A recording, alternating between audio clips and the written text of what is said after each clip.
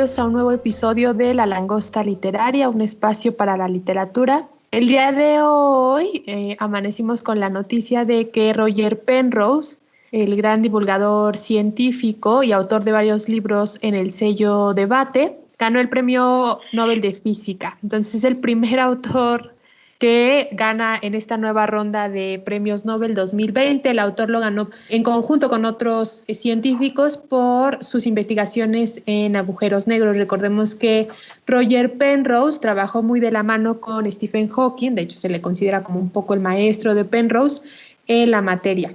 Y bueno, después de este anuncio parroquial, seguramente ya se imaginarán por dónde va nuestro nuevo episodio. En esta ocasión vamos a platicar sobre el Premio Nobel de Literatura 2020. Hicimos hace ya un año, cuando no había pandemia ni vivíamos en un mundo postapocalíptico, un especial sobre el Premio Nobel. Y queremos en esta ocasión también hacer una especie de segunda parte y abordar otros temas en cuanto al premio. En esta sala virtual están Joaquín Guillén. Hola Joaquín. ¿Cómo estás? Hola Jacqueline, muchas gracias por invitarme y no sé si saludar a la otra persona porque todavía no la has presentado, es como un spoiler, ¿no? Saludar a alguien sí, que no la has creo presentado, que sí. pero bueno, hola a todos. La otra persona que está aquí es Esther González. Hola Esther, ¿cómo estás? Hola Jackie, muy feliz también de estar aquí en este podcast y hablando en especial de los premios Nobel. Esther es el primer podcast en el que participa, pero ya es una veterana de los libros y de la industria y de la editorial también. Vengo a defender el honor del área de libros comerciales para que no crean que solo sabemos de negocios y de desarrollo humano. También leemos un poco más. Si quieres, cuéntanos un poquito qué haces en la editorial para quienes no conozcan. Nosotros estamos en el área de comunicación de los libros comerciales y pues llevamos las campañas de difusión de libros de negocios, novelas algo románticas, libros de desarrollos, que si quieren saber de dietas, de miedos, de todo lo que necesiten, ahí estamos. Muy bien, y hoy viene a hablar del Premio Nobel. Bueno, como ya muchos de ustedes sabrán, el Premio Nobel de Literatura se entrega ya desde hace un montón de años, desde 1901, solamente fue interrumpido durante 3 ocasiones, la Primera y Segunda Guerra Mundial, por obvias razones, y bueno, el año 2019 por hay un escándalo de abusos de poder y acoso sexual. En esta ocasión, el ganador a recogerlo. Y aprovechando justo la parte de recoger los premios, una de las que más llama la atención durante la ceremonia es el discurso del Premio Nobel y queremos hablar sobre nuestros premios Nobel favoritos o bueno, los que más recomendamos. Por ahí alguna experiencia que hemos tenido con el premio, no que lo hayamos ganado, pero tenemos por ahí unas anécdotas. Todavía, dice Joaquín. ¿Lo vas a ganar, Joaquín? ¿Esta es una promesa por aquí? No, es un sueño de juventud que nunca fructiferó. Ya estoy muy viejo. No, todavía puedes. No. Eres de los más jóvenes. Saramago lo ganó ya bastante grande, ¿no? Alice Munro también. Sí. Nunca es tarde. Y bueno, hablaremos obviamente de los discursos. Entonces, si quieren podemos empezar con las anécdotas para empezar con el chisme. No sé si, Esther, tú quieres empezar a platicarnos un poquito de tu experiencia con el Nobel, porque tienes una anécdota muy bonita. Sí, yo empecé en 2006 cuando ganó Pamuk. Se puso de supermoda. Yo trabajaba en un periódico y se puso de supermoda los libros de Pamuk, ¿no? Y entonces esa Navidad mi papá me dijo, ¿qué quieres de regalo? Y me ofrecía coches, casas, y yo le dije, no, yo quiero comprar Estambul. Y como que me dijo, ¿qué? Sí, yo quiero Estambul. Y bueno, eso me lo dijo en Navidad. Y en Año Nuevo, el último día del año, fuimos a una librería y compramos Estambul. Se convirtió en mi libro favorito, porque me encanta cómo narra Pamuk. Te juro que yo veía la puntada de la abuelita de cómo cosía la carpeta y sus descripciones me encantaron. La descripción que hace del Bósforo me hizo decir, algún día tengo que ir para allá, ¿no? Pero eso se convirtió en una tradición en mi casa. Todos los últimos días del año empezamos a ir a una librería y mi papá me compraba el libro del Premio Nobel. Cuando entrábamos siempre está bien colocado toda la colección del Premio Nobel, ¿no? Y entonces a veces yo entraba sin haber buscado nada y por pura corazonada agarraba el libro por el título que más me llamara la atención Me llevé algunas buenas sorpresas, otras me llevé unas muy malas sorpresas, pero cada año iba yo y entonces así fue como empecé a leer. Bueno, leí a Alice Munro, que no me gustó muchísimo, no es mi onda. También a L'Eclésio, no le entendí nada, pero me encontré también muy buenos libros que se convirtieron en mis favoritos y que los guardo con mucho cariño en mi biblioteca. El año que ganó Dylan, que yo no tenía ni idea de qué encontrar de Dylan, compré Tarántula y Tarántula tampoco le entendí nada porque yo creo que me hacían falta 2 ácidos para agarrarle la onda, pero terminé comprándome un libro sobre la biografía de Dylan, entonces incluso ese año leí algo sobre él y aprendí sobre él. Eso está muy bueno. Además, un premio muy polémico, ¿no? Sí. Tú, Joaquín, ¿qué anécdota tienes Sí, con el Nobel? bueno, tengo algunas cuantas, unas que no sé si deba contar, pero pues contaré porque Creo que esas son las aparte... que deben contarse. Sí, exacto. Bueno, primero quisiera referir al podcast que grabamos el año pasado en el que estaba tú, Jacqueline, estaba Romeo, quizás fue el podcast de mucha más longitud que otros que hemos grabado, creo. Creo que nos atoramos ahí como 2 horas en la cabina, ¿o eso piensas? Sí, es el segundo más escuchado, además. Pues ahí creo que este va a ser un podcast diferente, no crean que porque esto ya se va a repetir lo mismo que dije, espero. Pues sí, o sea, creo que ese podcast el que grabamos con Romeo fue como un poco para hablar sobre toda la polémica del Nobel, un poco nuestras historias personales. Entonces, a quien no lo haya escuchado, es una recomendación que creo que estaría bien como para poner todo eso ya de lado. Por otro lado, ya la anécdota personal que tengo, aparte de que pues sí he podido leer a varios premios Nobel, que muchos de esos, como T.S. Eliot, Samuel Beckett, son de mis autores favoritos, Toni Morrison, que de la cual hablaré más al rato, Octavio Paz incluso, aunque sé que ya no está de moda. Sí quería compartir una anécdota con Derek Walcott. Esto se remonta al año 2014, que fue el centenario de Octavio Paz. En ese momento yo estaba trabajando en Conaculta y estábamos haciendo los eventos pues sí, del centenario de Octavio Paz, al cual vino Derek Walcott. Y hubo una cena al final, no me acuerdo si de inauguración o de despedida de los eventos, y pude estar muy cerca de Derek Walcott. Eso es toda la anécdota en realidad, no es algo que me guste decir porque yo nunca he sido una persona como o social o de pensar en las personalidades, así como en estas grandes figuras, pero fue muy significativo para mí porque yo tenía 2 o 3 años de haber salido, 2 años de haber salido de la carrera, de haber estudiado literatura. Entonces, de pronto estar ahí como en el mismo cuarto con Derek Walcott fue una de las cosas más bonitas de mi vida que me ha pasado. Yo nunca le hablé a Derek Walcott, pero él estaba comiendo carnitas. Entonces, en mis notas del podcast solo puse Derek Walcott y carnitas, porque es uno de los detalles más importantes que pienso al hablar del premio Nobel, ¿no? De lo cerca que estuve de hablar con él y decirle que me firmara, por favor, un libro, aunque no traía nada de Derek Walcott, porque pues aparte no creía encontrármelo ahí. Pero bueno, esa es mi anécdota personal que no había contado nunca. Pero eso es algo que quería contarles esta vez de Derek Walcott.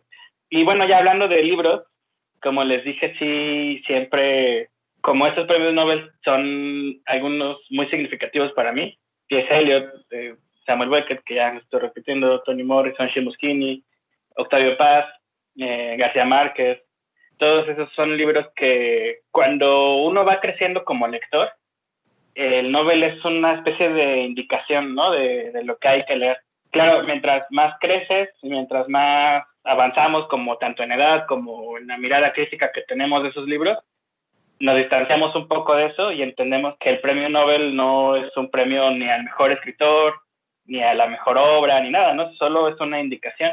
Es como un parteaguas en la carrera de esos escritores muy personales y una oportunidad para que el público se acerque a ellos, pero no es de ninguna manera como el Mundial de Fútbol, ¿no? Aunque a veces se piense así. Y eso es muy importante y quizá quisiera también decir que todo lo que diga de este momento en adelante, que termine el podcast, no es la de un experto en la literatura del mundo, ¿no? Es más bien la de una persona con ciertas afinidades, que yo creo que es lo que todos tenemos al hablar del Nobel.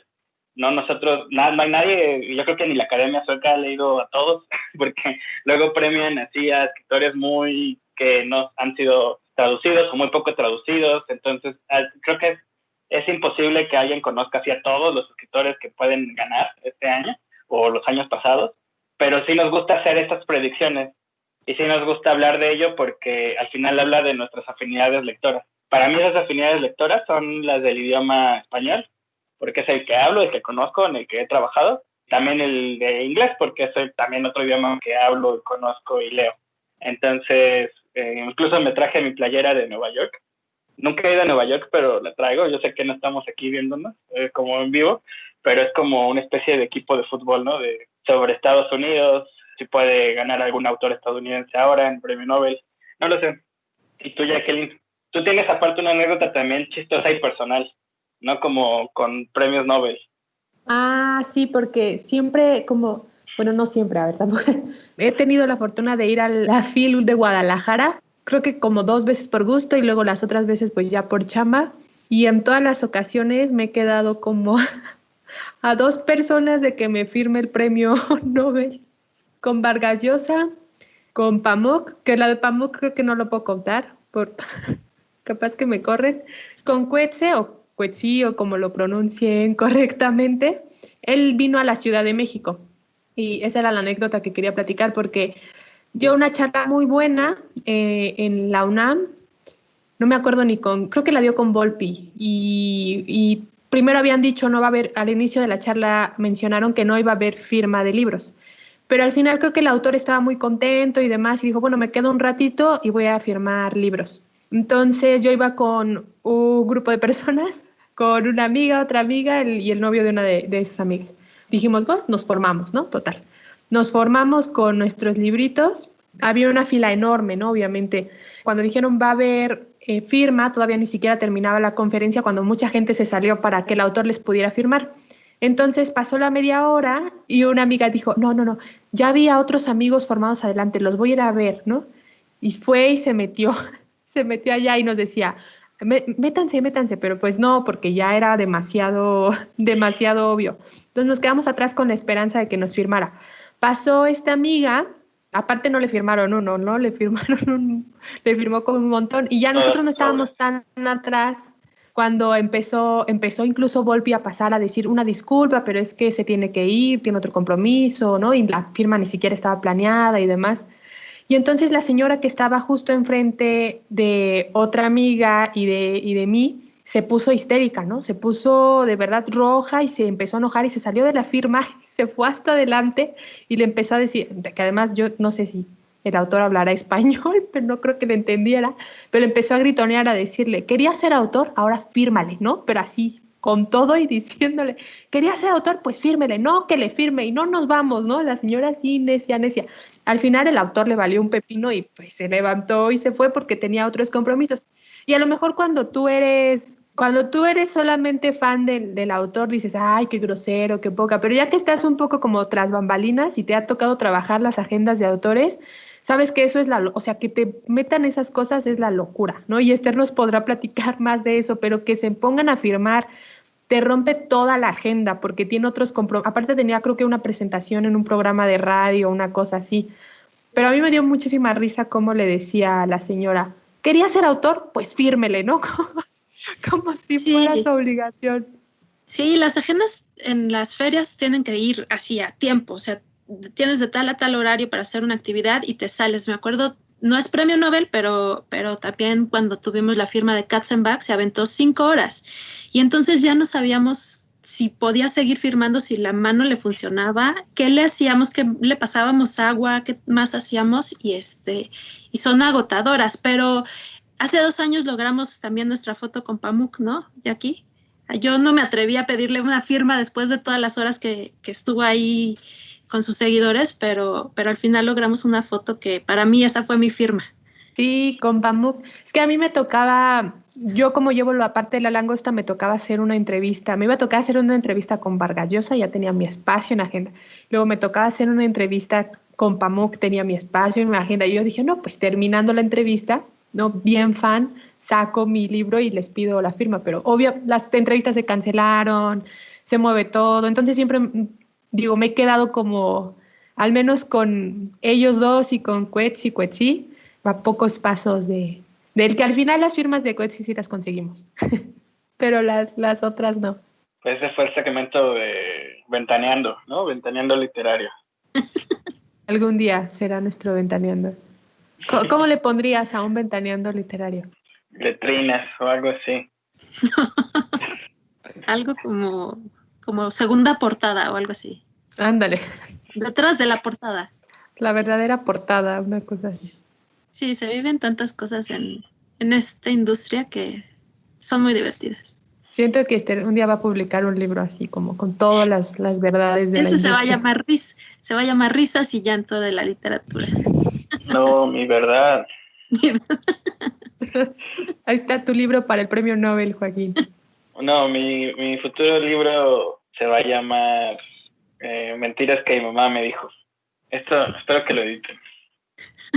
No, esto Que se no queda, salga. esto es lo más bueno, esto se queda. Pero bueno, pasemos ahora a la otra parte del podcast que era platicar sobre nuestros premios Nobel favoritos, o al menos con los que hemos conectado más del listado. Entonces, Joaquín, no sé si quieras hablarnos de tu autor predilecto, o si quieres otro, porque ya me reclamó Joaquín en cuanto llegó la escaleta, me dijo que soy predecible. No, que yo soy predecible, no que tú eres predecible. A lo largo de estos podcasts, ya creo que he hablado mucho de Desgracia, de Coetzee. Este es un autor con el que conecté muchísimo, particularmente con Desgracia. Me acuerdo de parte que en el momento en el que entré a trabajar aquí a Penguin, yo ya lo había leído y estaba con Jacqueline y le recomendé así el libro y después Jacqueline lo leyó y también le gustó mucho y ahora hasta tiene su firma. Y yo también lo tengo, por cierto, gracias a Jacqueline. Es uno de los autores que más me ha gustado. Creo que es un libro que recomiendo ampliamente. Aparte, extrañamente se ha vuelto algo profético o algo irónico. Es un libro muy actual, aunque no es nada actual, tiene 20 años, algo así, más de 20 años. Pero es un tema muy actual, ¿no? Porque al final habla como de una especie de un abuso de poder de un profesor que está en una universidad y que tiene ahí relaciones con una persona, una estudiante, y eso lo hace que lo despidan, lo hace que él ya no pueda tener un trabajo ahí, entonces se tiene que ir a vivir con su hija a un pueblo ahí olvidado.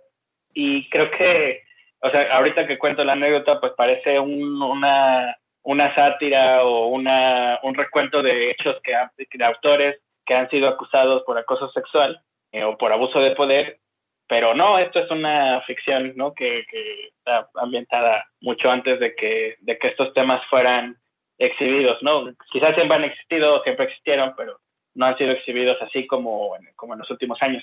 Entonces, pues sí, ese es un libro con el que conecté muchísimo. También no quiero dejar de mencionar a Toni Morrison ahorita.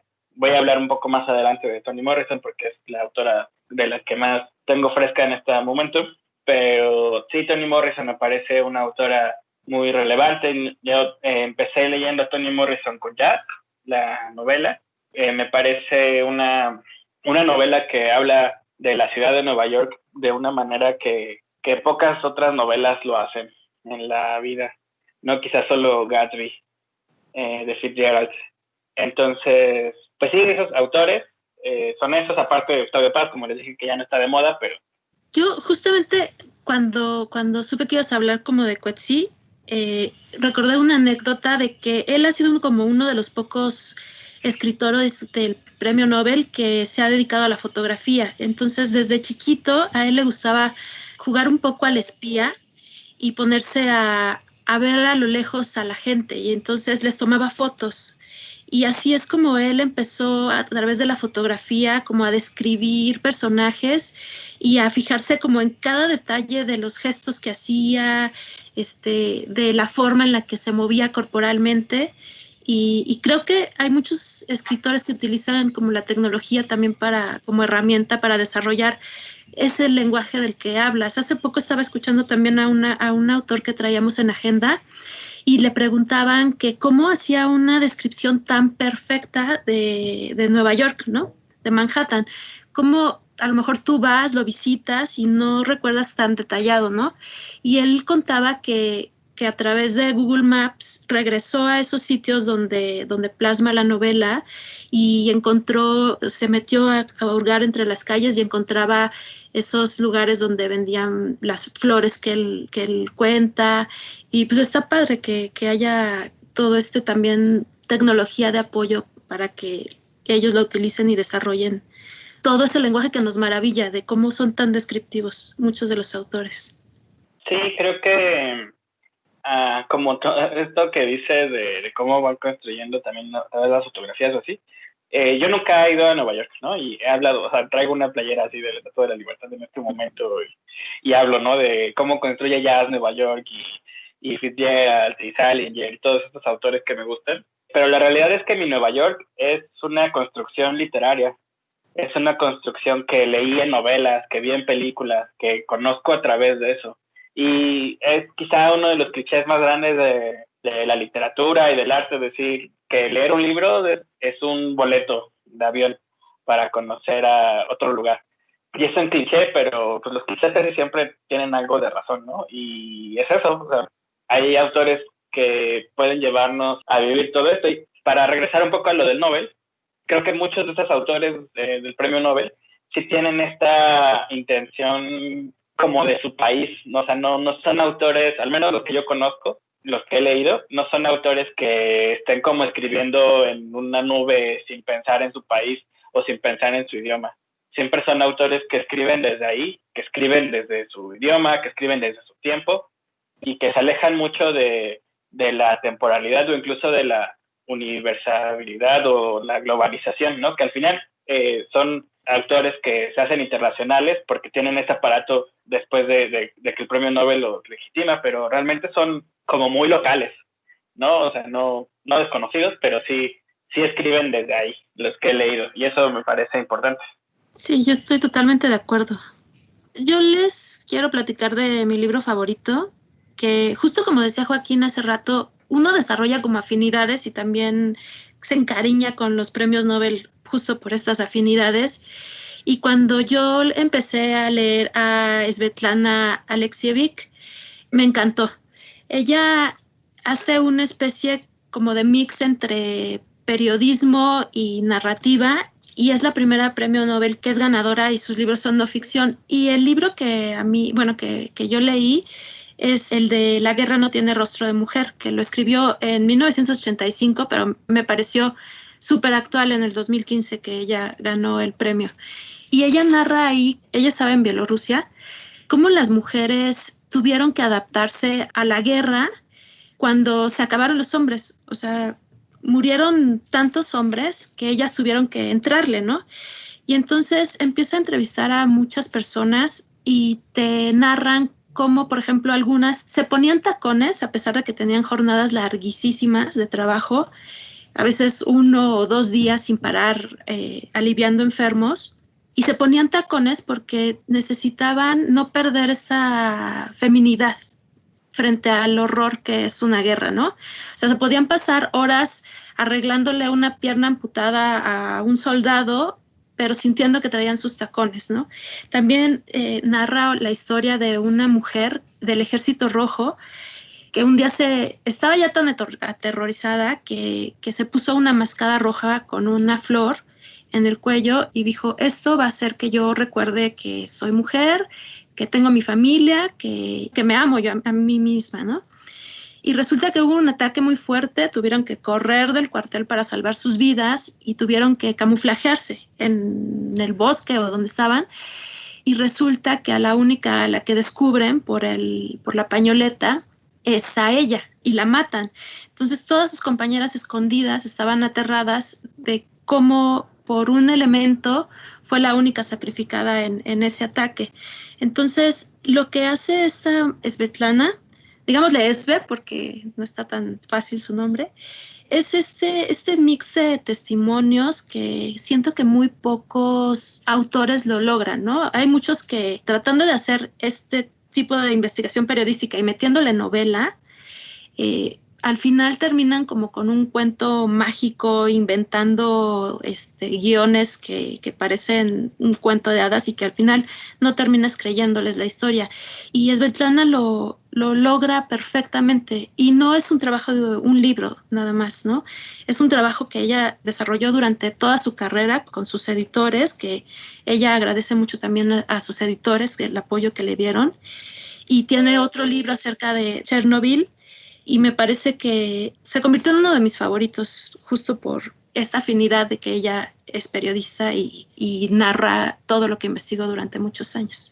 Y también me parece que con el premio a ESBE, como tú mencionas, es también un reconocimiento al periodismo, ¿no? Porque siempre ha estado también este debate de si el periodismo puede ser o no literatura, pese que creo que es una discusión un tanto superada, pues también este reconocimiento del premio más prestigioso, o al menos el más famoso de literatura, pues también creo que ayuda a difundir su obra. Y era justo lo que una vez creo que platicaba, no sé si con Joaquín o con quién, pero si no hubiésemos tenido, o sea, si no hubiera ganado el autor el premio Nobel, no hubiésemos tenido su obra en México, ¿no? Probablemente. Creo que solamente habían traído Voces de Chernobyl.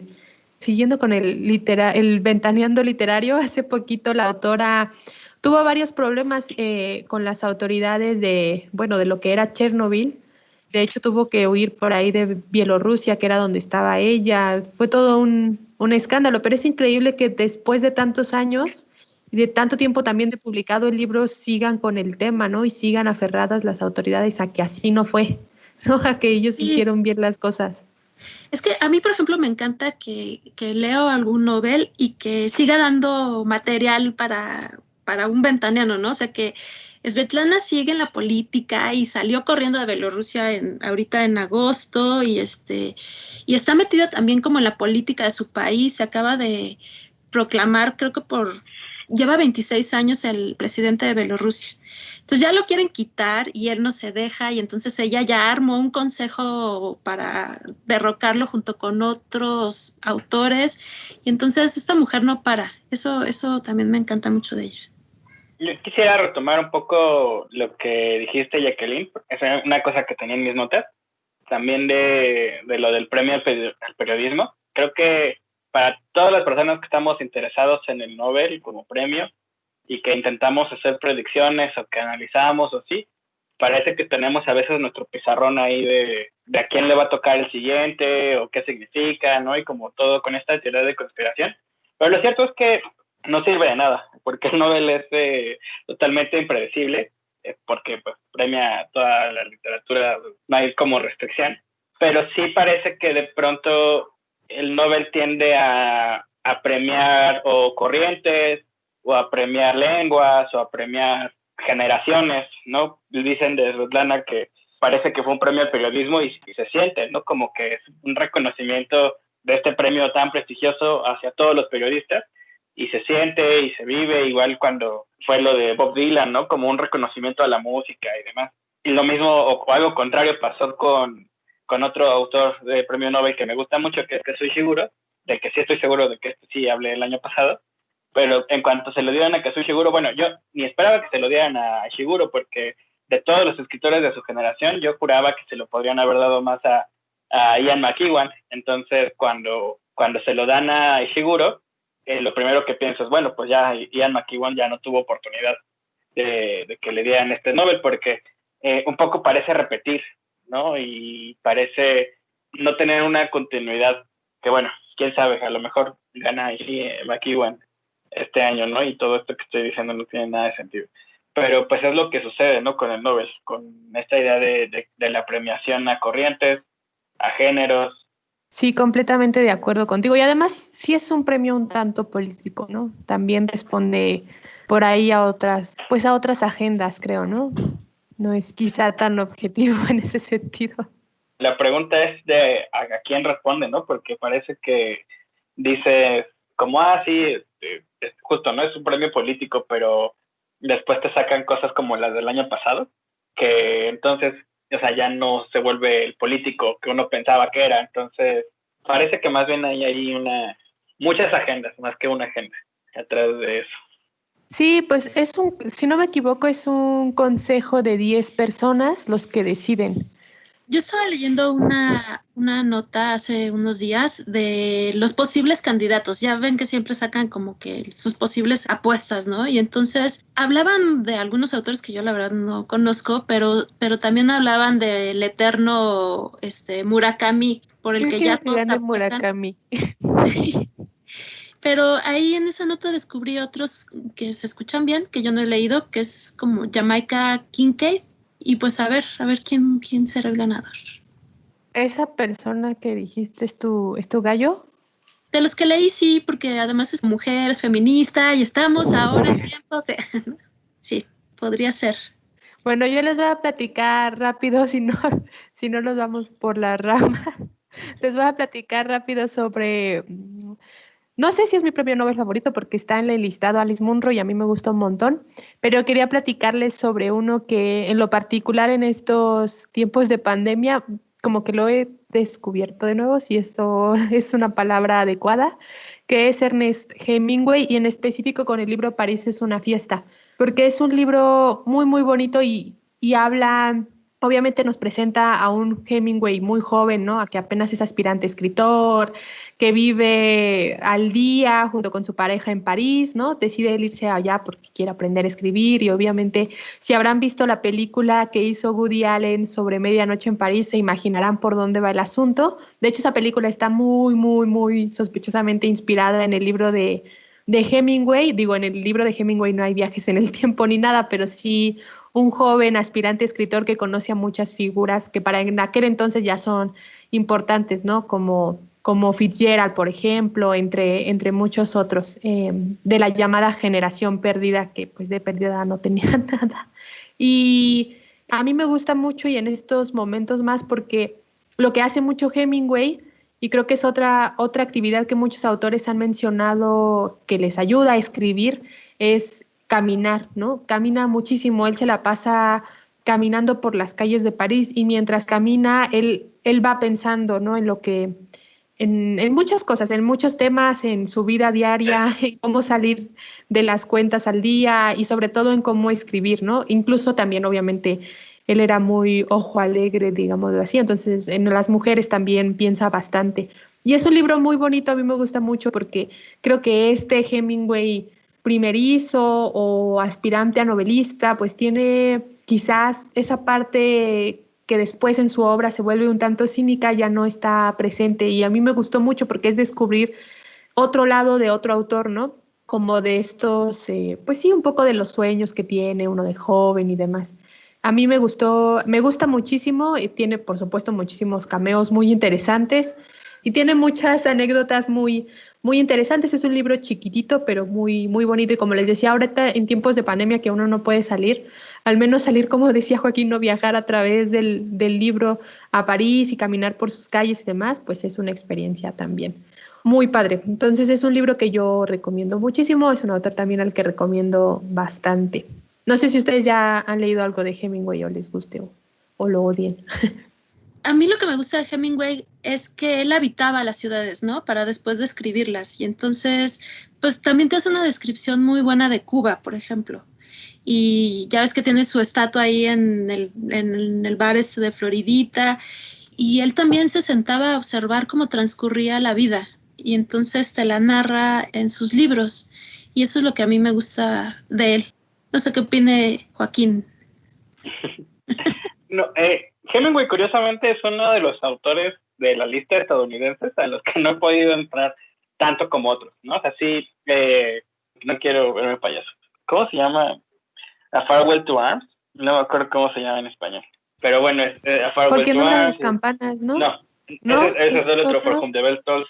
Ah, Ese es uno de los libros que sí leí, que me ahora lo gustó. busco. Y El viejo y el mar, The Old Man and the Sea. Esos libros los leí hace tiempo. Creo que yo no pude conectar tanto con Hemingway como conecté con Fitzgerald, por ejemplo. Fitzgerald no ganó el Nobel, pero pues para mí es como el gran autor norteamericano del siglo XX, de esa primera mitad. No, ya después entran Toni Morrison, ¿no? Y ya quiero hablar de Toni Morrison, al parecer. Pero, pues sí, es el caso, ¿no? De cómo vas redescubriendo estos autores que yo espero algún día poder entrar más a Hemingway. Es adiós a las armas, nada más. Muchas gracias. Ahora sí, ya Joaquín, para que ya venga lo bueno para sí. Hablemos sobre los discursos preferidos y empezamos con Toni Morrison. Ok, bueno, en realidad creo que mi discurso favorito no es el de Toni Morrison, pero es del que quiero hablar hoy. Mi discurso favorito es el de Seamus Heaney, que se llama Crediting Poetry, como agradezco la poesía o reconozco la poesía, que es uno de los discursos de premio Nobel que más me gusta. También tengo que decir que obviamente no he leído todos. Como les dije hace rato, el premio Nobel se construye más de afinidades que de una cultura lectora así impresionante. Entonces, creo que el que lee a un discurso es porque te gusta ese autor. Entonces, hay muchos que no he leído. Al decir que el de Heaney me gustó mucho es porque de los que he leído es el que más me gustó en este momento. Pero sí quería mencionar ahorita a Toni Morrison en particular, porque en mi imaginario así de persona conspiratoria, teoría de conspiración, yo pienso que este año es muy probable que el premio vaya a un autor estadounidense, considerando el clima político, considerando que también los años pasados como que hay ahí una espinita entre Trump con el que vaya saliendo, aparte pues estamos en un año sumamente extraño, ¿no? Por lo del coronavirus, entonces puede parecer, al menos a mí me suena probable que se premie a un autor estadounidense. De esos autores estadounidenses yo creo que Joyce Carol Oates, que también dije lo mismo el año pasado, creo que es ahora sí, creo que este es el año de Joyce Carol Oates. Lo digo porque la única otra autor estadounidense que había ganado el premio Nobel recientemente había sido Toni Morrison. Pongo en paréntesis Bob Dylan, obviamente, pero Bob Dylan es como su propia cosa, es su propia discusión. El premio Nobel se pensó como que los estadounidenses tienen esta idea de que hubo muchos años en el que no se premiaba a ningún autor estadounidense. Estaban ya como muy espinosos con el tema, después se lo dan a Bob Dylan, entonces es como de, bueno, me lo diste, pero no realmente como yo quería. Entonces, pues quién sabe. O sea, yo creo que Joyce Carol Oates es probable. Retomando lo de Toni Morrison, aparte de Bob Dylan, es la única otra autora estadounidense que ha ganado estos años, que ya ni siquiera son años recientes, más bien ya tienen como 15 años, algo así. Y en este discurso, Toni Morrison, a quien no la haya leído, es una de las autoras estadounidenses más importantes. No es como esta persona clásica que conocemos ahorita de autor estadounidense como David Foster Wallace o Jonathan Franzen, que también me gustan mucho, sino como más cercanos a esta idea de Toni Morrison como una escritora de su raza. Ella es una escritora que escribe desde su negritud. Varias de sus novelas hablan de eso, hablan de su lenguaje, y un poco de eso es el discurso del que habla en el Nobel. Ella cuenta una anécdota en la que hay una mujer vieja, sabia, negra, las tres cosas al mismo tiempo, no estoy no estoy diciendo como adjetivos nada más. Unas personas llegan con un pájaro en la mano, ellos le quieren tener una trampa. La trampa es de preguntarle a esta mujer si el pájaro está vivo o está muerto. Si ella responde que está vivo, pues lo matarían, y si responde que está muerto, lo dejarían vivo, para así demostrarle que es un fraude. Ella ocupa esta anécdota para hablar de ver al escritor, a la figura del escritor, la escritora, como la persona sabia que puede hacer cosas con el lenguaje, y al pájaro como el lenguaje, y a todo el resto del público como los lectores o la sociedad como estas personas que tienen al pájaro en la mano. Lo que quiere decir Morrison es que el lenguaje lo moldea cada uno de nosotros, ¿no? Y que tenemos nosotros la posibilidad de hacer del lenguaje algo muy bello, algo que vuele, pero también existen otras personas que reprimen este lenguaje, que a través del discurso de odio o a través de, no sé, racismo, discriminación, pueden hacer de este lenguaje algo que no exista o que no ayude al resto de la sociedad. Y creo que esto es una invitación a nosotros como lectores a entender el lenguaje como algo, como un arma, como una invitación también a hacerlo nuestro, pero pues hacerlo nuestro también desde la inclusión, hacerlo nuestro desde aspectos positivos, no nada más como destruyéndolo, porque el lenguaje tiene esta posibilidad de ser un arma, de discriminar, de poder reprimir al resto de las personas, que ellos no se apropien de su lenguaje. Yo les quiero hablar de mis discursos favoritos. Tengo muchos, porque siempre me gusta como meterme en todo lo que hay alrededor del premio. Uno de mis favoritos es el de Saramago, porque él se lo dedica a su abuelo. Comienza diciendo que la persona más sabia que conoció en la vida fue su abuelo, y su abuelo ni siquiera sabía ni leer ni escribir, pero le enseñó a contactar con la naturaleza, a observar las estrellas, a vivir en el campo, a apreciar como muchas cosas, y entonces le dedica a sus abuelos el premio, porque dentro de una sociedad que está influenciada por muchísimas cosas, por muchos males y por muchos problemas, él encontraba en su abuelo como ese refugio que le inspiraba a escribir. Y pues yo amo a Saramago porque solo él sabe romper las reglas ortográficas y de estructura, y aún así le entendemos y lo amamos, ¿no? Otros discursos que a mí me han llamado mucho la atención es el de Svetlana, que obviamente pues habla de cómo ella creció en una comunidad de solo mujeres porque todos los hombres habían ido a la guerra y habían muerto. Doris Lessing critica muchísimo a la poca cultura que hay en África, y le echa una pedrada a Pamuk diciendo que sí, bueno, él se ganó el premio Nobel, pero creció en una familia donde habían cientos de libros, ¿no? Y ella pues nació en una familia donde tenían que sobrevivir antes de comprar un libro.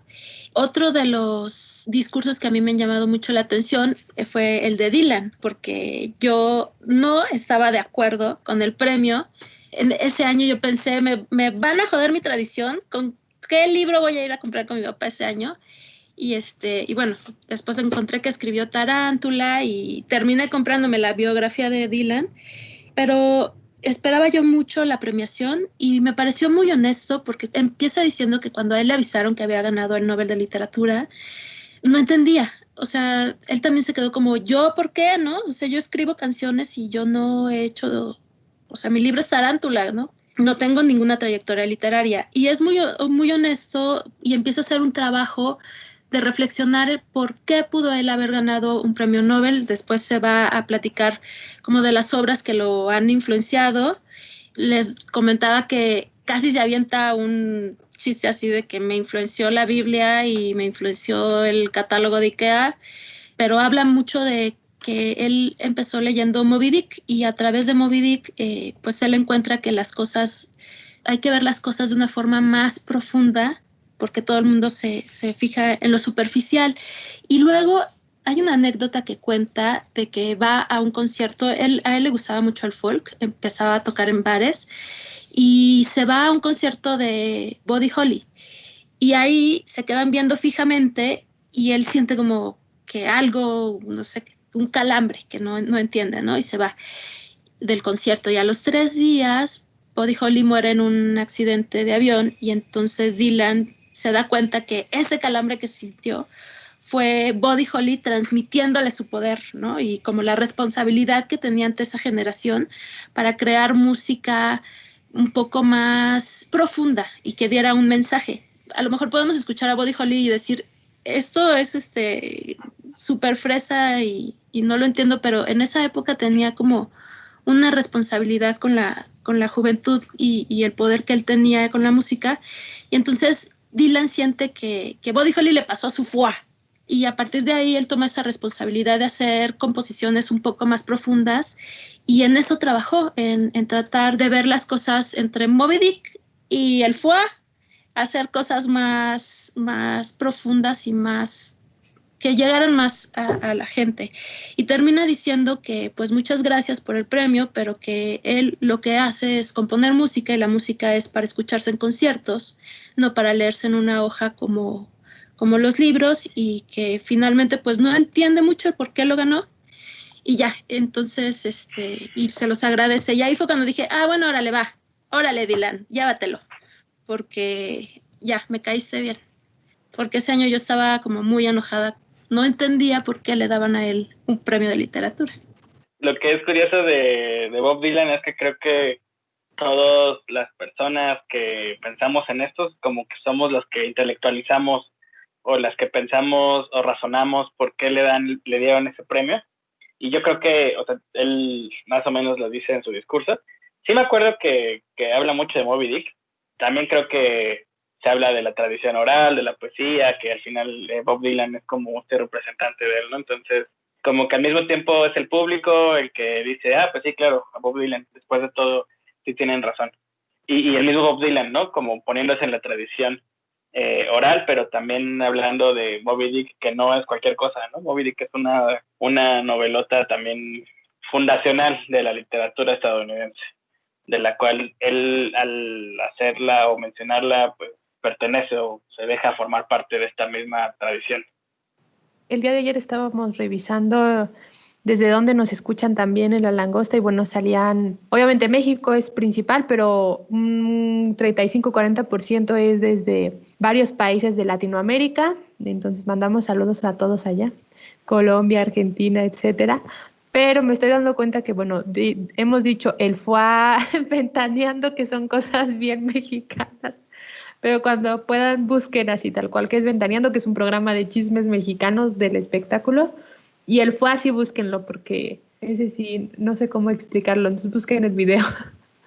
Oye, Pero Jacqueline, ¿y tú cuál es tu discurso del Nobel que más te gusta? además del, sí, no, sí, tengo dos discursos que digo, tampoco los he leído todos. Por ejemplo, el del primero, que no tengo ni idea de quién fue, yo no me acuerdo.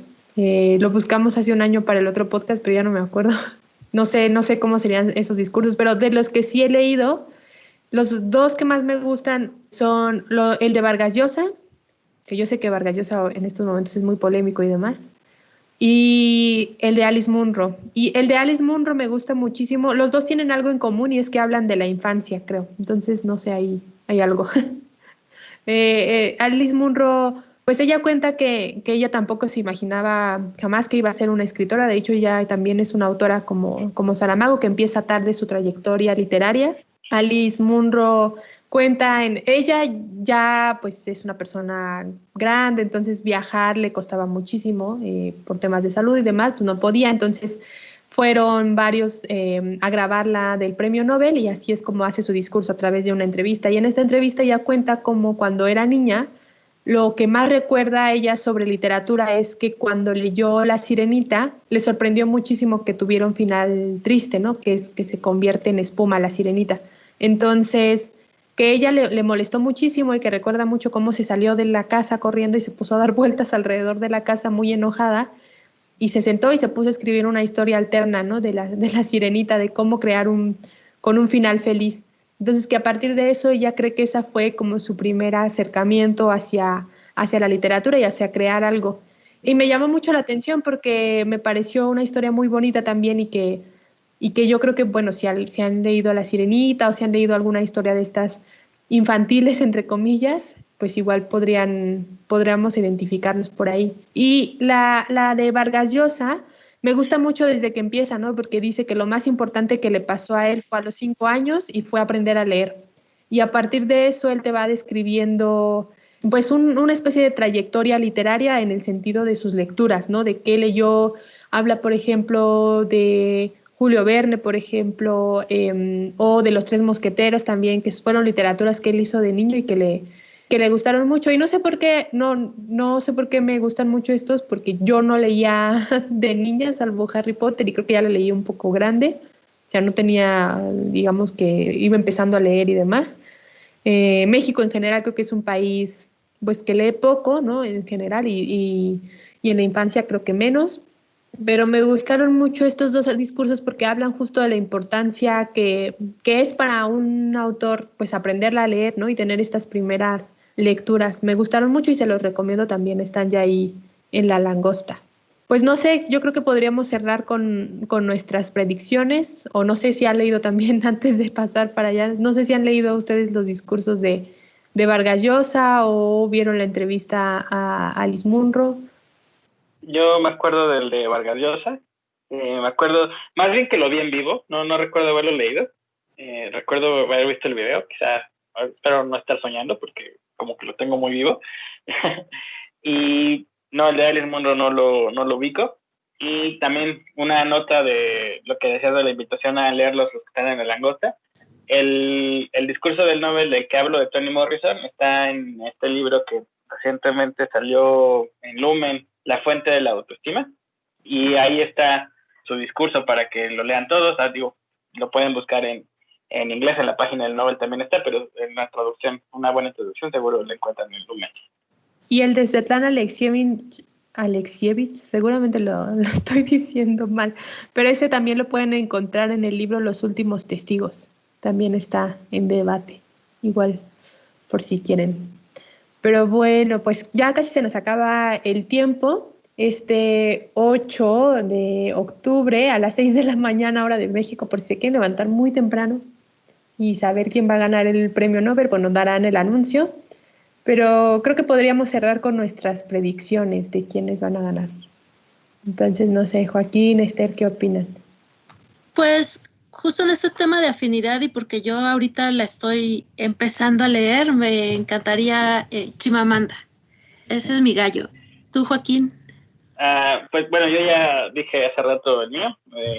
Joyce Carol Oates, creo que es la candidata que pienso tiene probabilidades de ganar.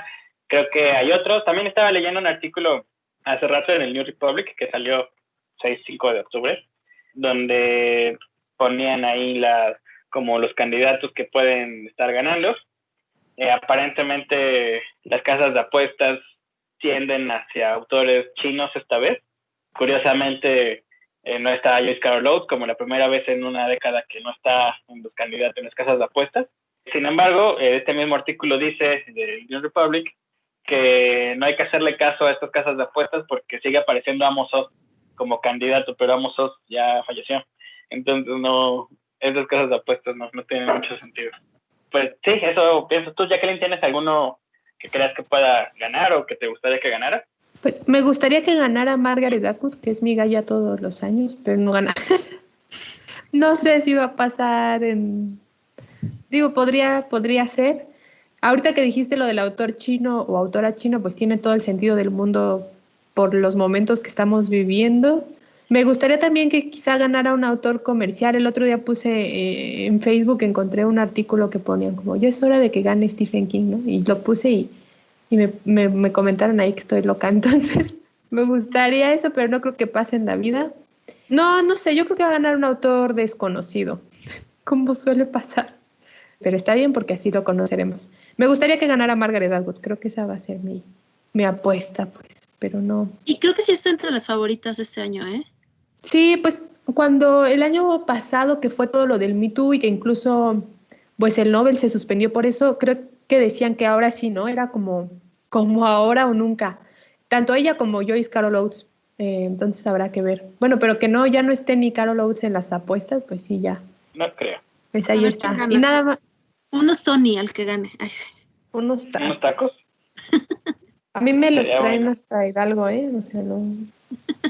Los enviamos, Jackie, porque tienen que ser a distancia en este momento. Sí, todo es a distancia. Pues muchísimas gracias por estar en este episodio. Gracias, Esther. Muchas gracias, Jackie, por la invitación.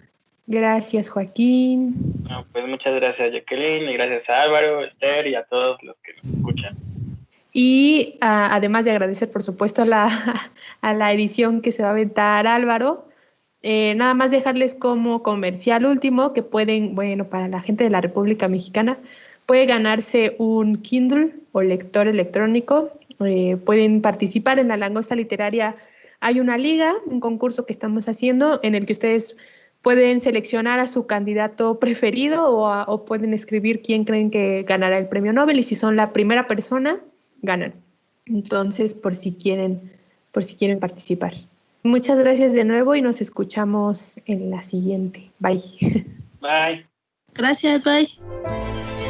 Búscanos en nuestras redes sociales, Twitter, @langosta_lit, Instagram y Facebook, Langosta Literaria, y en YouTube, Me Gusta Leer México.